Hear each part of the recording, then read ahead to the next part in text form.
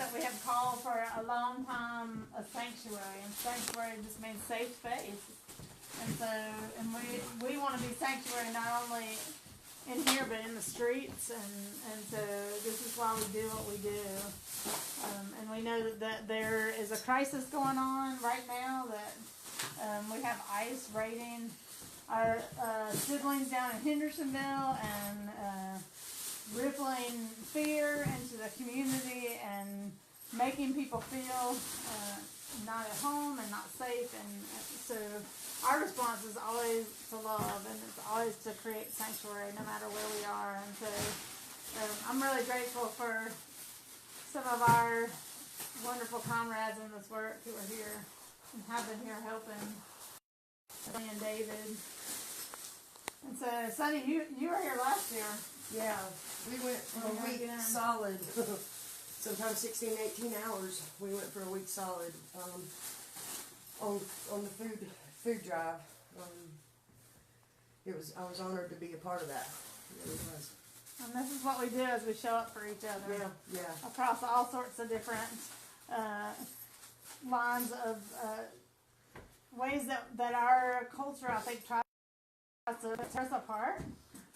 We believe that it's about coming together, and we believe it's about caring for each other as family. And so this is why we act in this way. And so one of the things that we know is when this terror ripples out through the community, and folks feel like their families are going to be torn apart, and they get very fearful and they don't come outside, and they then oftentimes are running out of food, and so very quickly becomes a humanitarian crisis where folks don't have food, and they're afraid, and their children are afraid, and are hungry and don't have diapers. And so this is what these folks have been doing all day, is preparing food. I know how it feels to be treated less than human. That's the way it is. Homeless on the street. Right. People look at you as you're less than human. And it's the same way with our brown brothers and sisters. That ICE is rounding up. You're being treated less than human, and I know how that feels. And all I gotta say is power to my brown brothers and sisters. That's right. We're here to help any way we can. Any way we can. Yeah, if rich people don't like the sight of you, they want you gone. Yeah. Which is what exactly is going on right now. It's the same thing that happened 300 years ago with the Americans, or the Britons moving into America, but they don't want anyone else to come into the same country they came in as immigrants. Yeah. So how can America be against immigration with the Statue of Liberty as a symbol to bring your immigrants to the U.S. It's still standing today. Exactly. And a country that was founded by immigrants who took the land from someone else. Yeah, and I was reflecting on the fact that, if you look at the map, if you go back in time and look at the map of this country, that much of what we consider to be the United States of America is really Mexico. If you go back, and that there was a land grab even during that time, and so we have so many indigenous people in the Americas that this has always been their land. This has always been their homeland, and so and I think that's a beautiful thing for some of us to just be really confessional and say, like, we took their land, and so how do we respond in ways that are healing? And I reflect back to so many of the elders at Standing Rock and the ways that they were really calling on us to bring healing back to the land by the way that we treat each other, by the way that we see each other, and there's something really sacred about that, and part of it is that we have to do. Some of us have to do a lot of healing work to say we owe this back, and what does that look like? And part of it is just the solidarity that we're sharing today, and saying, yeah, we are about liberty and liberation for everybody. We are about everybody be treated like a human being. That's right. no matter your skin color. Yeah. And so we want to put the word out to the community to stand with us, to be family, and we do this every day in so many different ways. And so, you know, here we have some of our street medic team here who are doing this work, and we have vice versa. So we've had people come from, you know, our Latinx community who have embraced, you know, us in other crises and have cooked and shared, and, you know, I just want to lift that up, that we really are a way to show what family looks like, what love looks like in this time where so many people are there's so much hate and division, and we know that it doesn't have to be that way. And when we begin to really see each other as human, that we reclaim the fullness of who we all are. We come back to our own wholeness. And so just want to reach out, you know, if you're feeling the need to want to just express that we are family, that we are about keeping each other safe as a community together. That community is what keeps us safe. That seeing each other as human, as family, and that if you want to reach out in this time and share some love and solidarity in a time where, you know, families are in such grave fear and feel endangered and feel less than human, that we invite you to come and volunteer. We invite you to share resources via financial donations at our website, which is BeLovedAsheville.com, or to bring food to the door. We have a list of food on our Facebook page at BeLoved Asheville, or just reach out to us and we can share what's most needed. And so thank y'all for being here on the daily. Happy to be here. And I just want to share something else that I had the experience this morning, being a mama. I spent some time at my kids' school, and it was such a joyful celebration today, right before our Valentine's Day, where we remember, we lift up love in the community, and then we got an emergency call that somebody needed accompaniment, that they were in Hendersonville, and they were out and realized the situation and were afraid to leave where they were to go home. And so I accompanied this wonderful person, and it was just gut-wrenching and heartbreaking to have an adult human being laying in the back seat of my car because they were afraid to be seen, who had such a beautiful heart. And she talked about, you know, we both talked about the pain that we were feeling about these raids happening and how people are being treated in our community.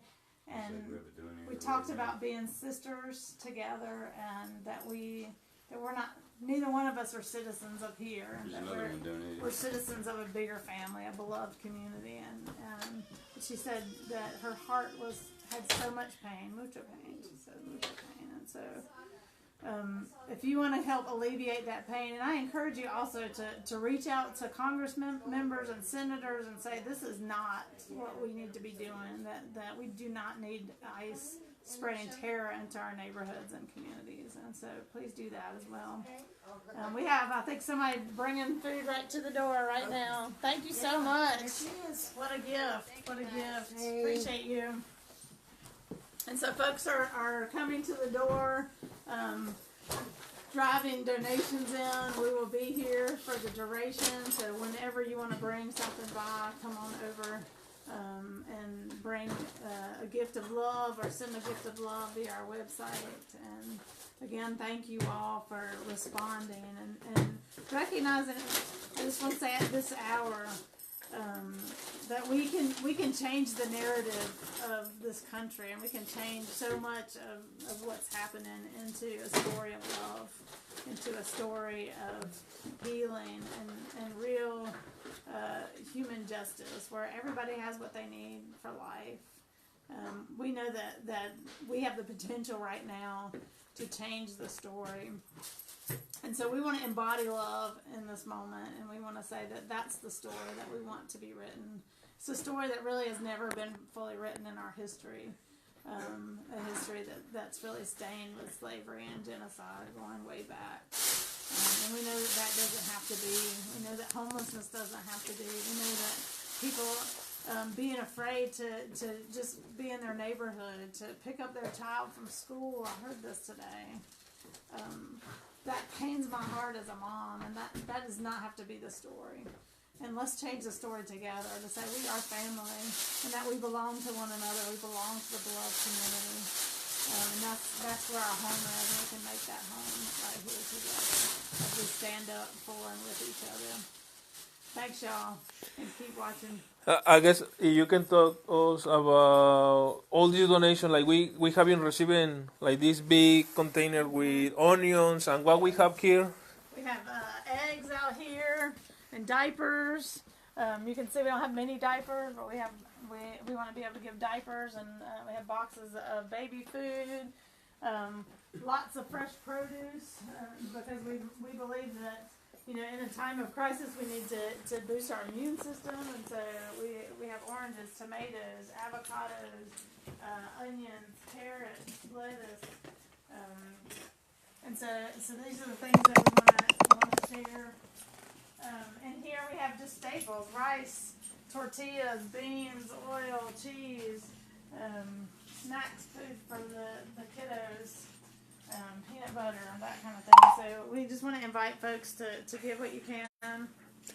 And then every box that we send out or bag of food has Know Your Rights information, so that folks have this right inside their door, so that they're aware of what they need to do. And these are rights that we all have by virtue of the Constitution, and so we take this quite seriously.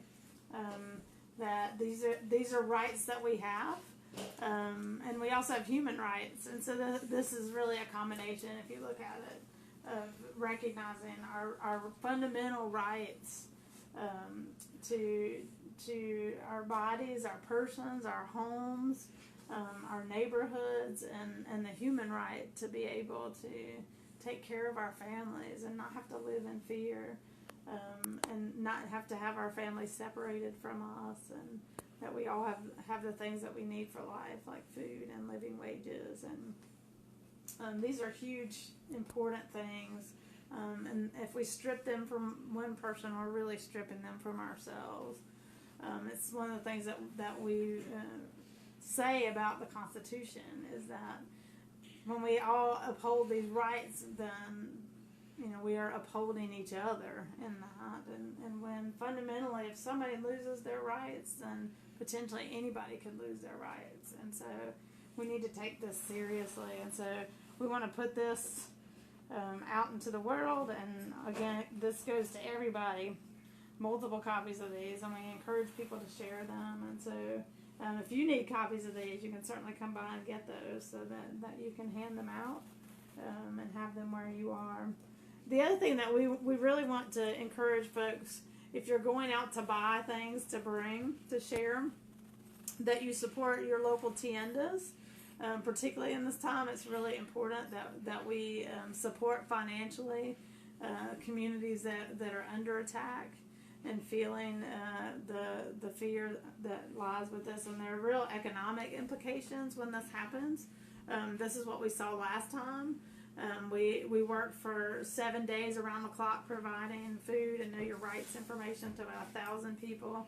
But what we saw after that for many weeks to come is we saw families that had lost at least a week of employment, and many people that lost their jobs because they were afraid to go to work, and how that rippled out into all sorts of family crises. It really sends a lot of suffering through the heart of a community and through the hearts of many families. And so just recognizing just the implications of this, even this kind of terror for a day, causes a lot of pain and suffering in our communities, and that just ripples out in many, many ways. I saw David lift up a sign in here, and I wonder if he might show it to everybody. David, he put it up here. Yeah. What's that sign mean to you? It is I just found the sign. It's unrelated to what we're doing, but it works for what we're doing. People in this country right now have been living here so long that they don't even remember anything about where they came from. They've been living in America their entire life, that they don't even know what it's like to live in another country. So by all means, they they are Americans, whether or not they were born here. It's the only life they really know. And there are people that are right now afraid to go to the grocery store. Non-violent people, people that haven't broken any real laws, only the fake kangaroo laws that our government's made up. They haven't really done anything wrong, but are afraid to buy their kids food. So we offer a place where they can come and get food so they don't die in this country for no reason, for being a different color, or having a different accent, or speaking a different language. That's right. So that's what that sign means to me.